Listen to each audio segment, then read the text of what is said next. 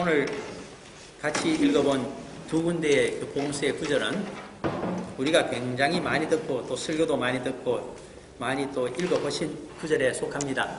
예수님의 일생 가운데 어떻게 보면 클라이막스로 향해서 가고 있는 전 단계이기 때문에 그렇지 않겠습니까? 그런데 하나하나 뜯어놓고 좀 풀이를 해보면서 여러 사람들에게 이해가 되도록 좀 객관화시키고 일반화시키고 그리고 깊은 교훈과 그 말씀들의 의미를 한번 끄집어내보라고 한다면 그렇게 간단하지가 않습니다.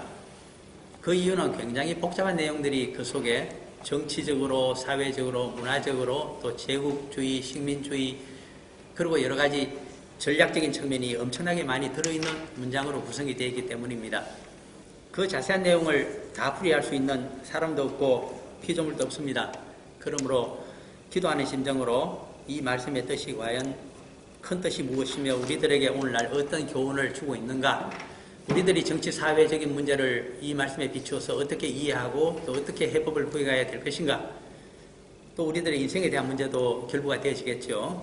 또 민족적인 문제도 여기에 결부가 됩니다. 그런 여러 가지 생각을 가지고 이제부터 좀 얘기를 해볼 텐데, 그래서 아주 핵심을 이해하기 좋게 제가 설교 제목으로 사실은 먼저 정해서 전해드렸습니다.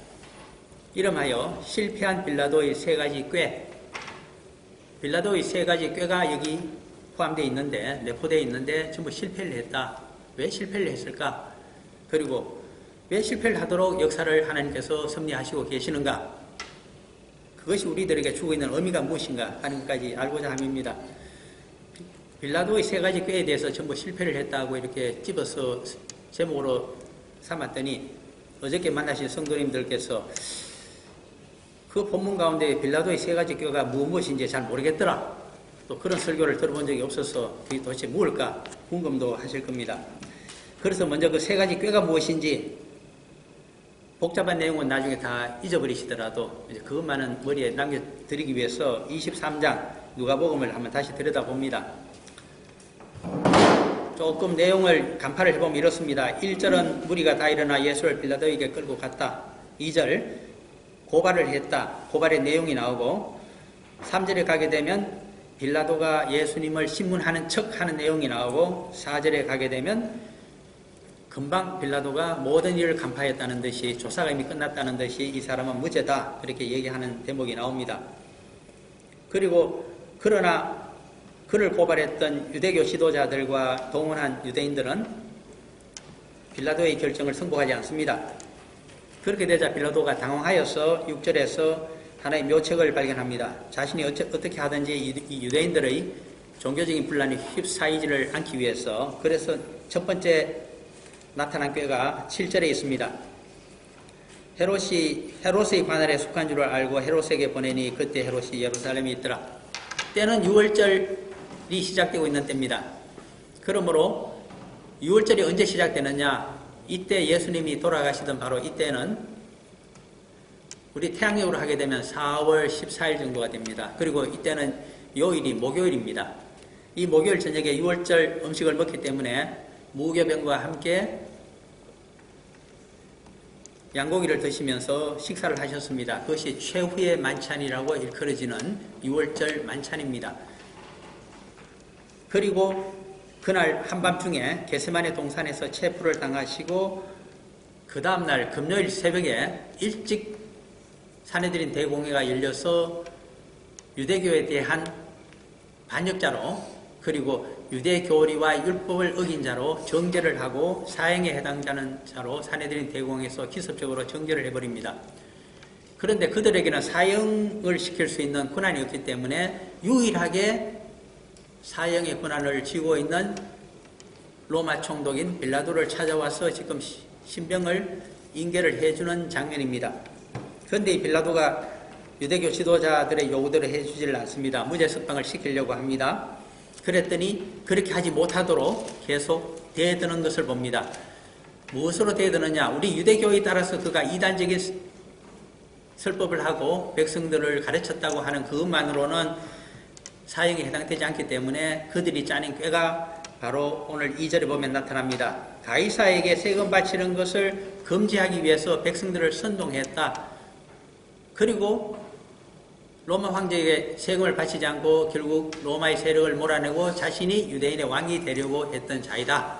이렇게 이쯤 되면 이제 로마 황제에 대한 반역죄가 성립이 됩니다.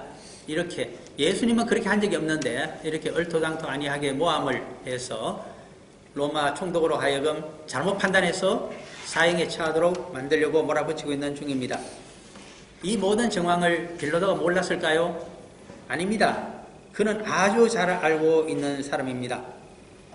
그러한 대목을 우리가 마태복음 27장 18절을 한번 보시면 한 절로 사도 마태가 잘 정리를 해주고 있습니다. 마태복음 27장으로 가셔서 마태복음은 28장에 끝나는데 바로 한 장 전입니다. 27장으로 가셔서 18절을 한번 보시면 사도 마태가 아주 명쾌하게 한 절로 적어놓고 있습니다. 마태복음 27장 18절 찾으셨으면 저와 함께 읽어봅니다. 이는 그가 그들의 시기로 예수를 넘겨준 줄 알미더라. 예, 그렇습니다. 로마 총독인 빌라도는 상당히 영특한 사람입니다. 그래서 왜 예수를 끌고 왔는지 이미 간파를 하고 있습니다. 유대교 지도자들이 하나님의 능력을 3년 이상 정말 큰 선지자 그 이상의 능력을 행하고 있는 이 메시아 예수를 두려워하고 시기하여서 로마 총독의 사형 집행권의 힘을 빌려서 로마 황제의 이름으로 반역자를 만들어서 죽여버리려고 한다. 그러므로 이러한 종교적인 분쟁에 내가 휘말릴 이유가 전혀 없다. 이것이 빌라도의 판단입니다. 그러면 어떻게 하면 될까요? 그 늪에서부터 수렁에서부터 빠져나와야 됩니다. 빠져나올 수 있는 꽤 인간적인 지혜가 필요합니다. 그것이 바로 6절과 오늘 본문 7절입니다. 빌라도가 듣고 그가 갈릴리 사람이냐 물어 나사렛 예수 아닙니까? 나사렛의 위치가 갈릴리 서편에 있는 산골 마을입니다. 그러므로 거기는 정확하게 헤롯 안디바가 다스리고 있는 영토입니다. 그러므로 헤롯에게 신병을 넘겨서 처형하도록 하면 로마 총독인 빌라도는 그냥 그 사건에서 빠져나올 수가 있습니다. 얼마나 좋은 깹니까? 이것이 첫 번째 깹니다. 성공할까요? 실패할까요? 여지없이 실패하게 됩니다. 성경에서는 나중에 한번 찾아보시면 헤롯을 일컬어서 여우라는 별명을 예수님이 말씀하십니다.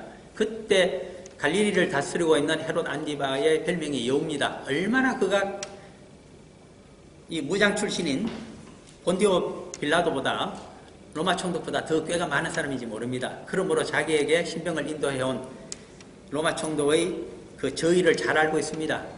그러니 거기에 그 덫에 걸릴 리가 없습니다. 그래서 11절에 보시면 헤롯이 그 군인들과 함께 예수를 업신여기며 희롱하고 빛난 옷을 입혀 빌라도에게 왕복을 하나 입혀서 겉옷을 입혀서 빌라도에게 도로 보내니 12절 헤롯과 빌라도가 전에는 원수였으나 당일에 서로 친구가 되니라.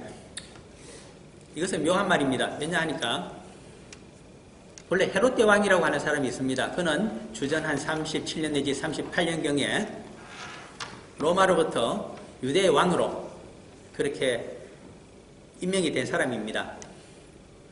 그래서 그는 의기양양하게 예루살렘으로 들어왔습니다마는 그 서민 유대인들이 자신을 왕으로 인정해 주지를 않습니다. 왜 그럴까요? 그 출신 성분이 유대인이 아니기 때문입니다.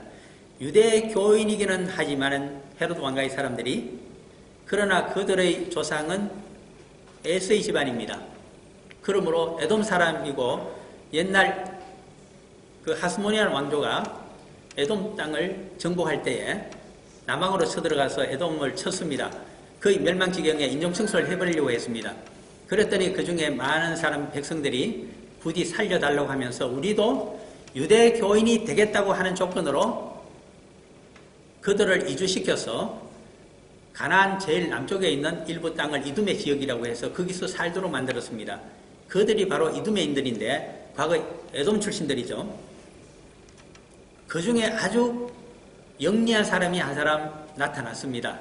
로마와 잘 협조를 하고 하스모니안 당대 좀 쇠락해 가지만은 그 왕가에 충신 노릇을 한 사람이 바로 헤롯 대왕의 아버지였습니다. 그래서 그가 어떻게 보면 유대 땅에서 로마에 협조함으로써 얻은 최초의 총독에 해당되는 사람이었습니다. 그는 총독의 지위에 머무르고 싶지가 않았습니다. 그래서 똑똑한 둘째 아들을 헤롯입니다. 하스모네온 왕조의 공주와 결혼을 시키고 왕가의 사람으로 만든 다음에 로마의 실력자에게 보내어서 유대 땅을 다스릴 수 있는 왕의 책봉을 받아오도록 만든 것이 그쪽 집안입니다. 그런데 자신을 이제 이방인 취급하면서 받아주지 않는 서민 유대인들에 대해서 헤롯이 어떻게 했을까요?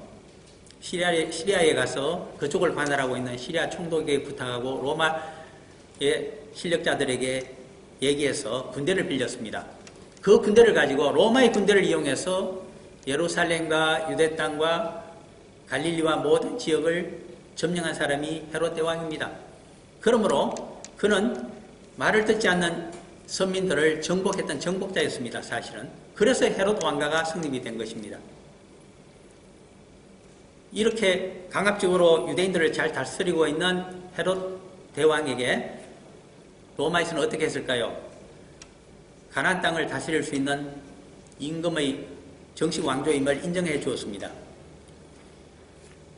그러했던 그가 언제 죽게 됩니까? 주전 4년에 헤롯 대왕이 미쳐서 죽게 됩니다.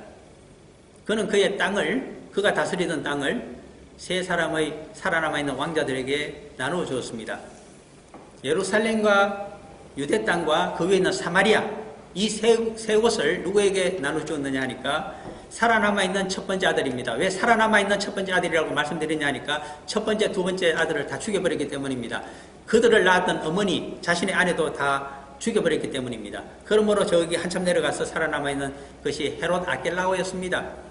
그를 적장자로 인정하여서 가장 넓은 영토를 주었습니다.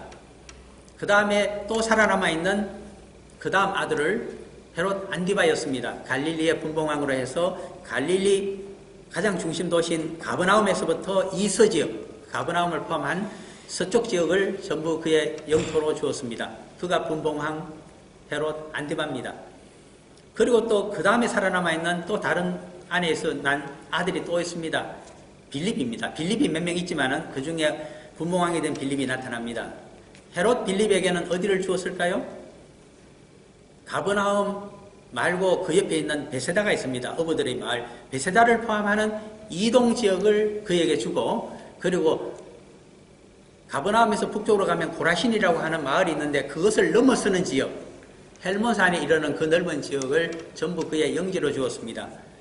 그래서 나중에 예수님의 공생애를 보게 되면 12사도와 함께 헤롯 빌립이 다스리고 있는 헬몬산 아래에 가서 변화산상의 모습도 나타나고, 또 거기서 좀 멀찍이 와서 이제는 제자들을 오래 교육을 시켰기 때문에 거기서 마태복음 16장에 있는 사도 베드로의 신앙 고백도 거기서 이루어지고 있습니다.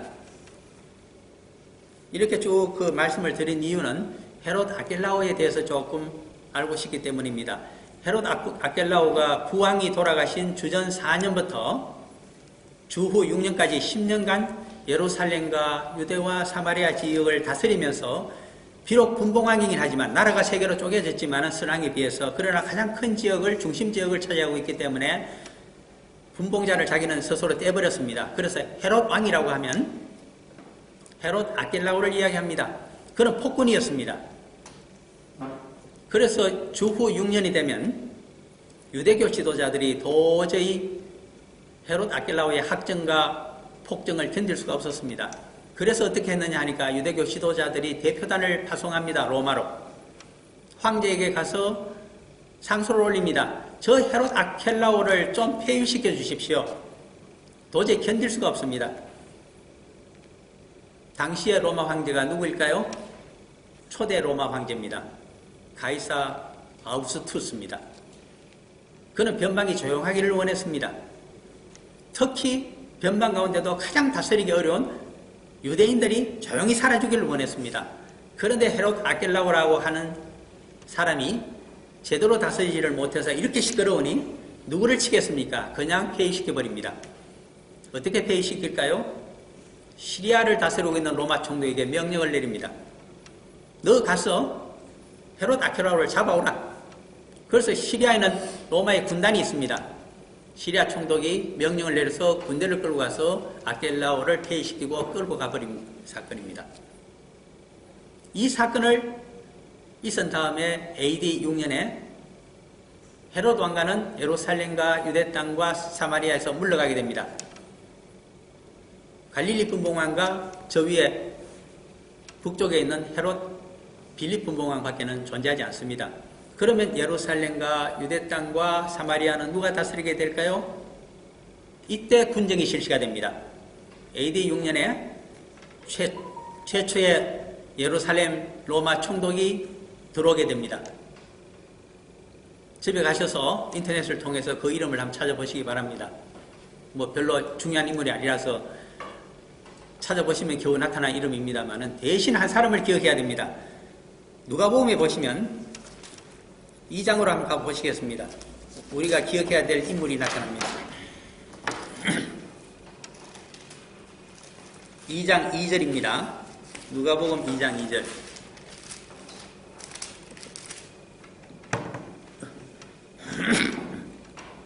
차신 줄 알고 누가복음 2장 2절 같이 읽어봅니다. 이 호적은 무레뇨가 수리아 총독이 되었을 때에 처음 한 것이라. 아멘. 여기 보면 예수님이 태어나실 때 이야기를 지금 적고 있습니다. 그때 시리아의 총독이 구레뇨라고 의사누가가, 이 사람은 굉장히 로마 정치에 밝은 사람입니다. 그래서 이름을 적어놨는데 퀴리오스 또는 다른 이름으로 로마식 이름으로 불리고 있지만은 유대인 발음으로 하게 되면 구레뇨입니다. 이 사람이 시리아에 주둔하고 있던 총독입니다. 그는 이때 총독이었고 그리고 한 10년 총독을 하다가 총독 자리에서 물러나 있었습니다. 그런데 갑자기 이때가 아마 주전 한 2년경으로 보면 주후 6년이 되자 로마 황제로부터 다시 명령이 떨어집니다. 리타이에서 쉬고 있는 구레뇨에게 지금 헤롯 아켈라오를 잡아오고 서민 유대인들을 정치적으로 안정시켜야 될 책임을 시리아 새로운 총독으로 다시 구레뇨를 임명하면서 그에게 대임을 맡긴 것입니다. 그래서 그 액션을 이 두 번째 총독의 임기를 시작하게 되는 구레뇨가 AD 6년에 취하게 됩니다. 그러므로 그를 붙들어 와서 헤롯 아켈라오를 폐위를 시켜버리고 우선 정치적인 안정을 유대 땅에 주기 위해서 대제사장을 임명합니다.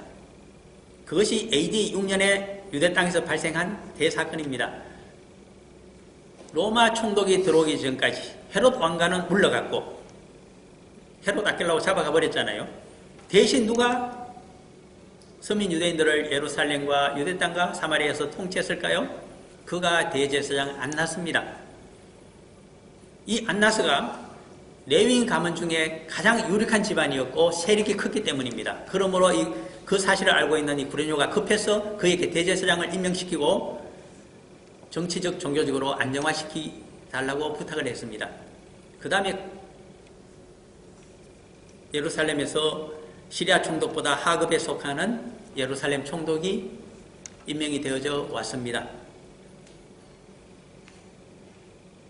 그러니까 로마 총독이 예루살렘에 들어오고 그리고 가이사라라고 하는 저기 해안 도시에 거기서 총독부를 만들고 주둔을 했지만은 그러나 예루살렘에서는 누구의 힘이 강했을까요? 대제사장 안나스였습니다. 너무 힘이 컸습니다. 그러므로 로마 총독은 그런 힘센 현지인 대제사장을 원하지 않았습니다. 그래서 옷을 벗겨버렸습니다. 그것이 아우구스투스 황제가 서거하고 나자마자 일이 발생한 겁니다. 그러므로 제2대 황제가 들어섰을 때에 그때 물러가게 됩니다. 그 다음에 로마 총독은 여러 명의 대제사장을 두고서 자기 입맛대로 요리를 했습니다. 그렇게 했더니 이 안나스 집안 다음으로 대단한 집안이 또 하나 있습니다. 레위인 가문 중에. 그것이 가야바의 집안입니다. 이 가야바가 정략 결혼을 했습니다. 안나스 딸하고 결혼함으로 해서 세력을 쥐고서는 그때 여러 명의 대제사장 중에 한 사람이 되었습니다. 그 다음에 AD 18년이 되게 되면 그가 로마에 외교를 합니다. 이렇게 여러 명의 대제사장이 있어갖고는 정치적인 종교적인 안정을 취할 수가 없고 로마 총독에게 잘 협조할 수가 없다. 예루살렘에서. 그러므로 단일 대제사장 제도를 다시 복원시켜달라. 그 청이 받아들여집니다. 제2대 황제인 티베리우스입니까? 의해서. 그래서 로마 총독이 손을 쓰기도 전에 황제의 신임을 받아서 단일 대제사장이 된 자가 바로 이 가야바입니다. 그러므로 가야바의 힘이 강합니다.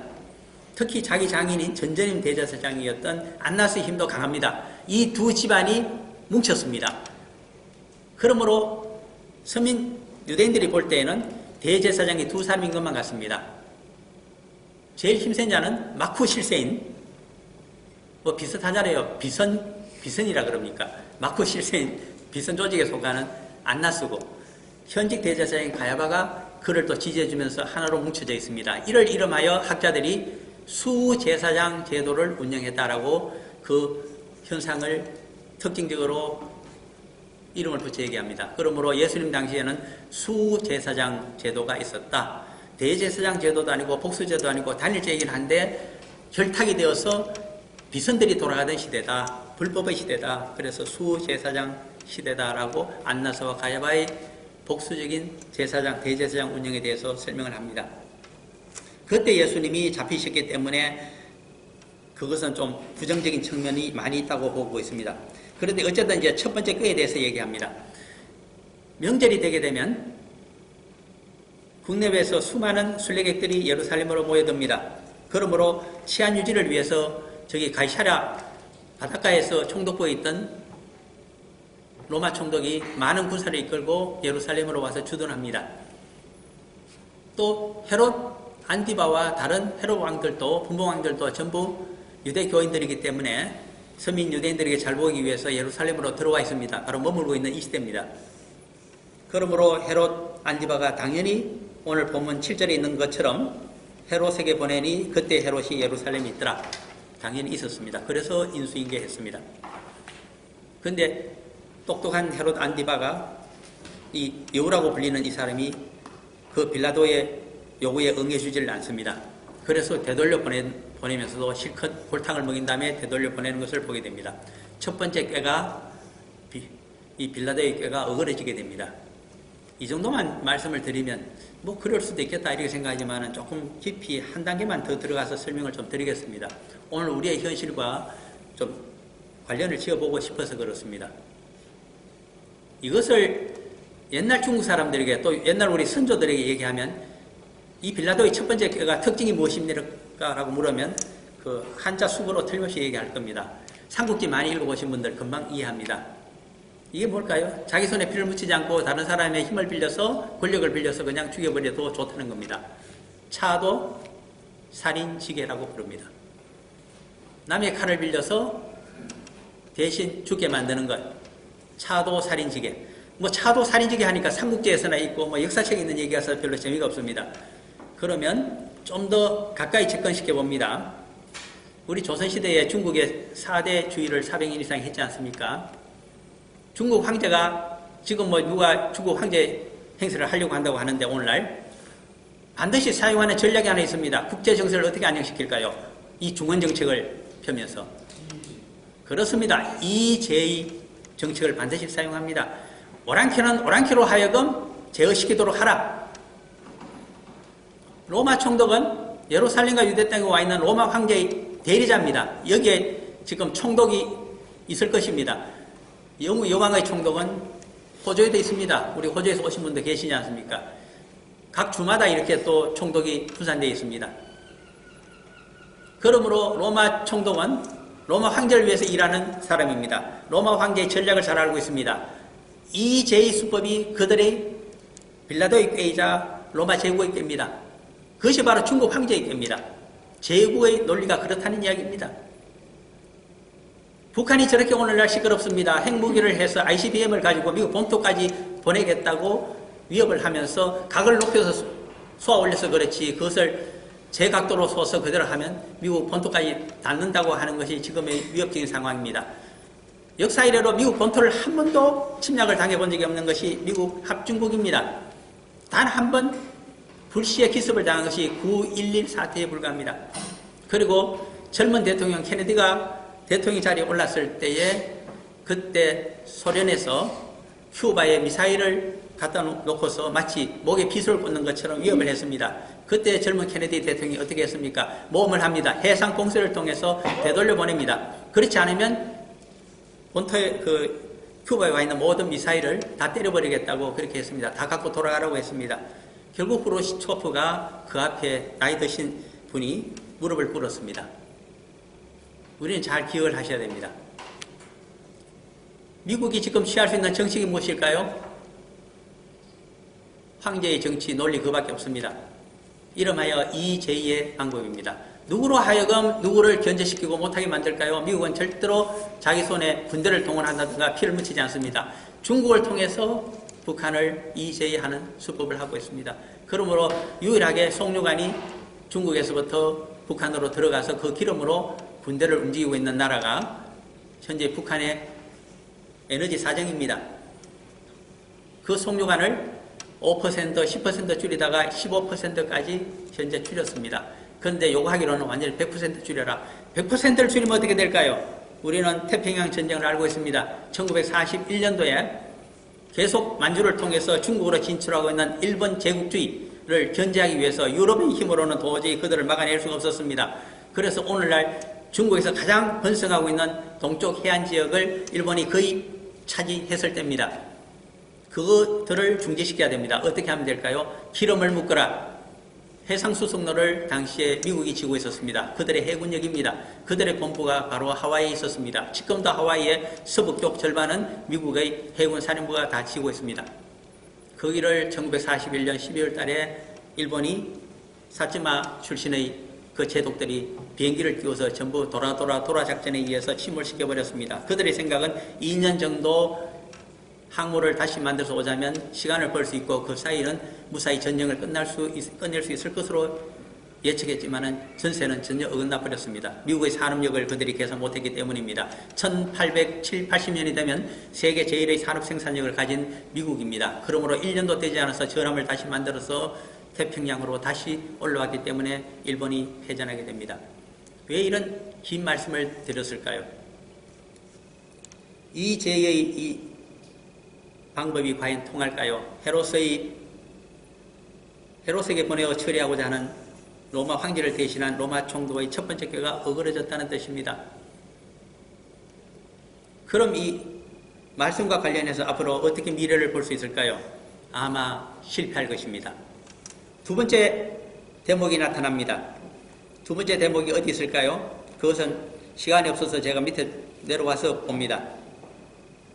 15절, 16절을 본문에서 봅니다. 헤롯이 또한 그렇게 하여 그를 우리에게 도로 보내었도다. 보라, 그가 행한 일에는 죽일 일이 없느니라. 헤롯이 처형하지 않고 자신에게 보내기 때문에 헤롯도 무죄하다고 이미 했기 때문에 그 근거에 의지하여 16절이 나타납니다. 그러므로 때려서 놓겠노라.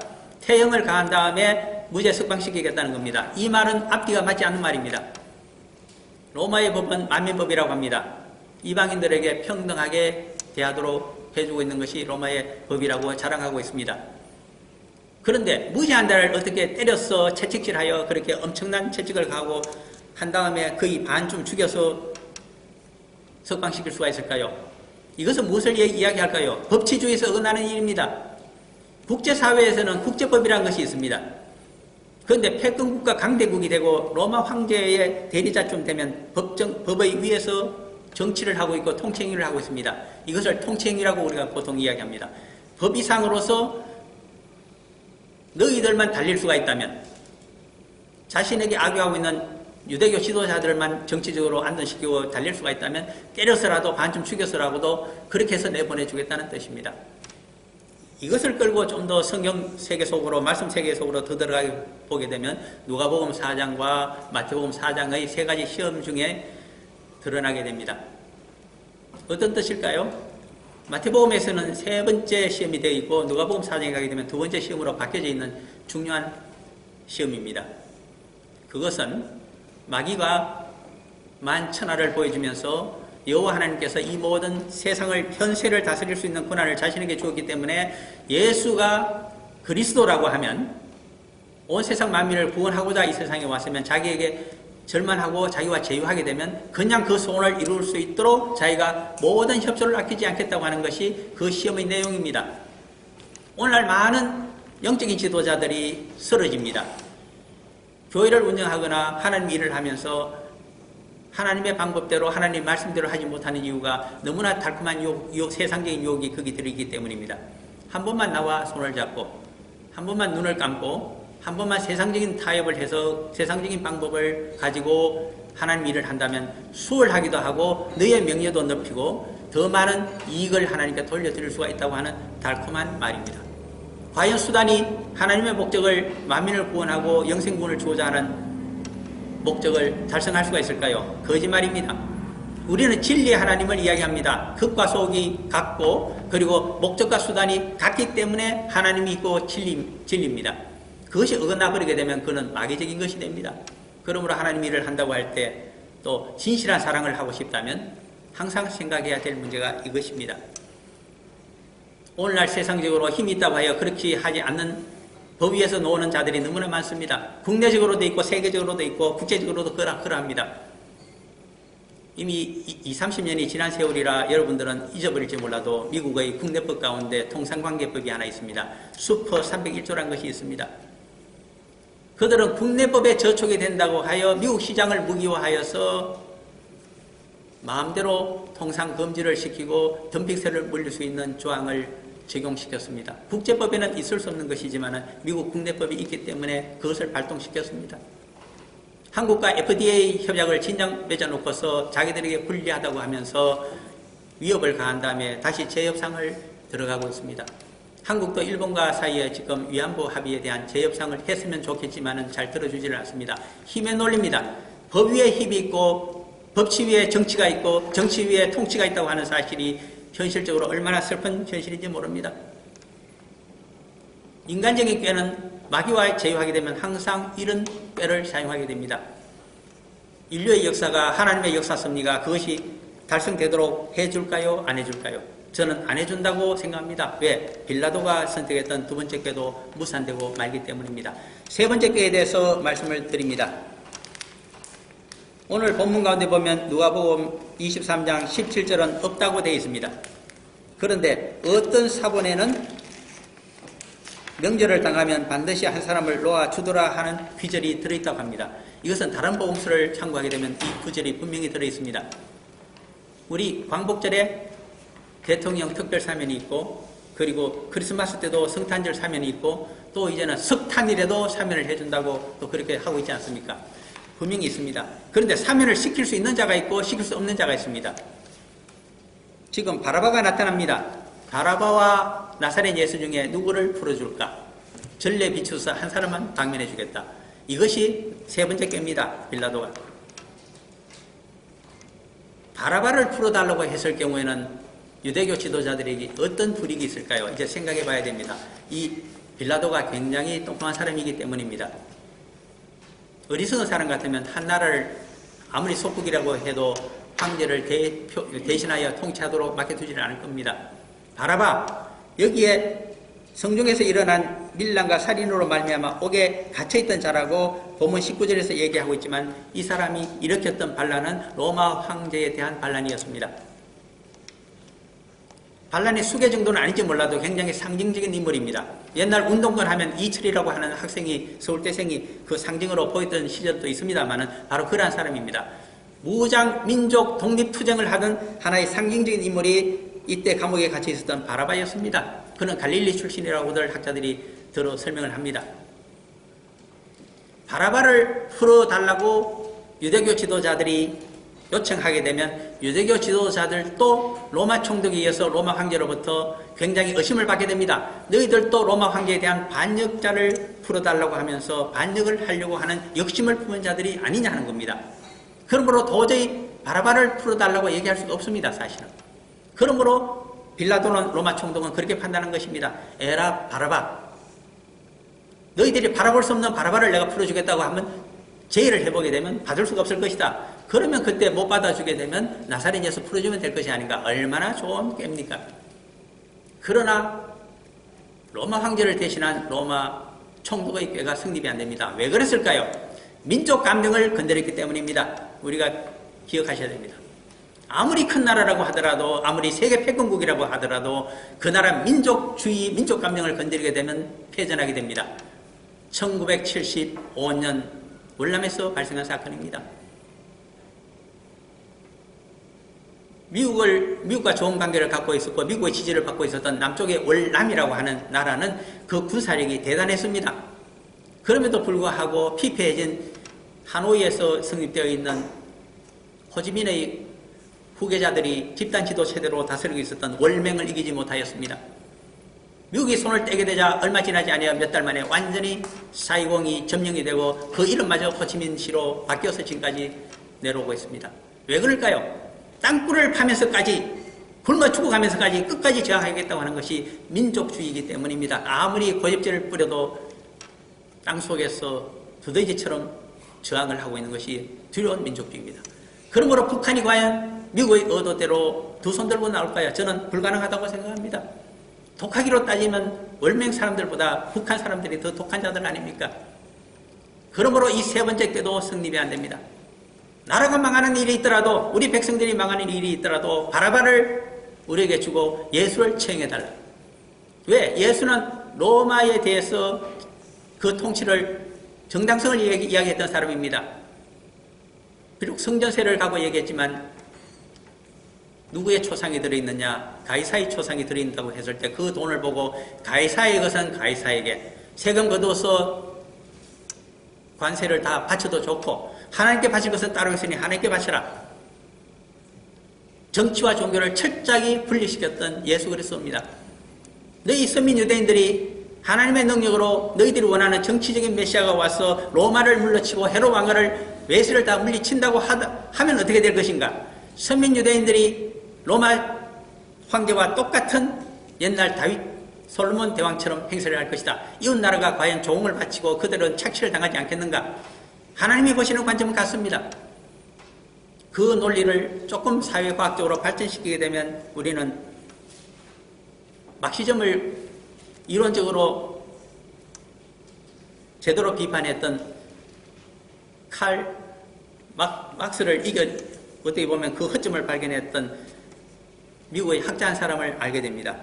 그는 관료주의 행태를 연구하다가 놀라운 사건 하나를 발견했습니다. 무엇일까요? 1917년에 러시아의 황제인 짜를 죽이고 러시아 혁명이 이루어졌습니다.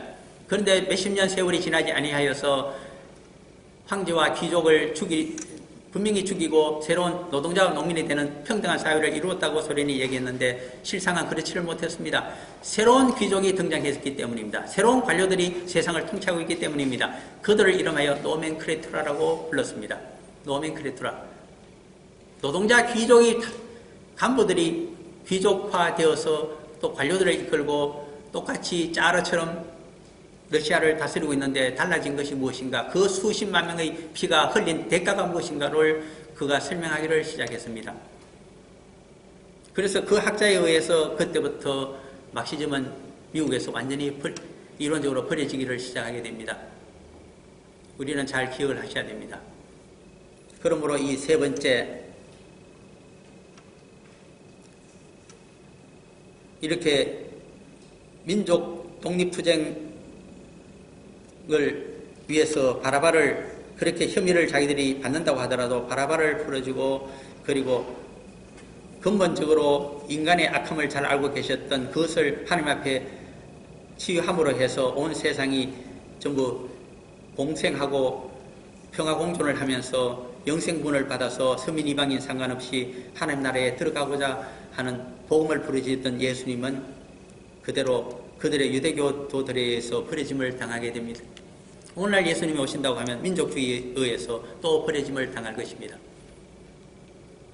일본도 살리고 한국도 살리고 중국도 살리고 북한도 살리고 그리고 미국도 살리고 다 살리자고 하는 예수님의 복음 앞에 과연 자신의 민족의 이익만을 추구하겠다고 하는 민족주의자들이 어떻게 할까요? 그런 사상은 더 이상 필요 없다고 주장할 것입니다.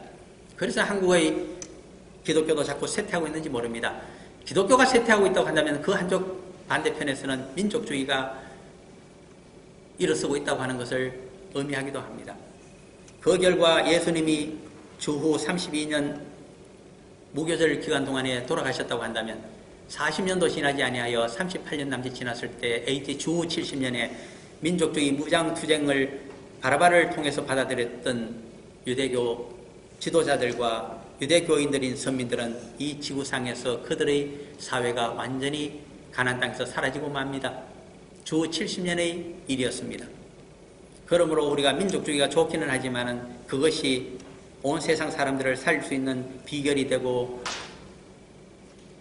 하나님의 공의가 된다고 착각하지 마시기를 바랍니다.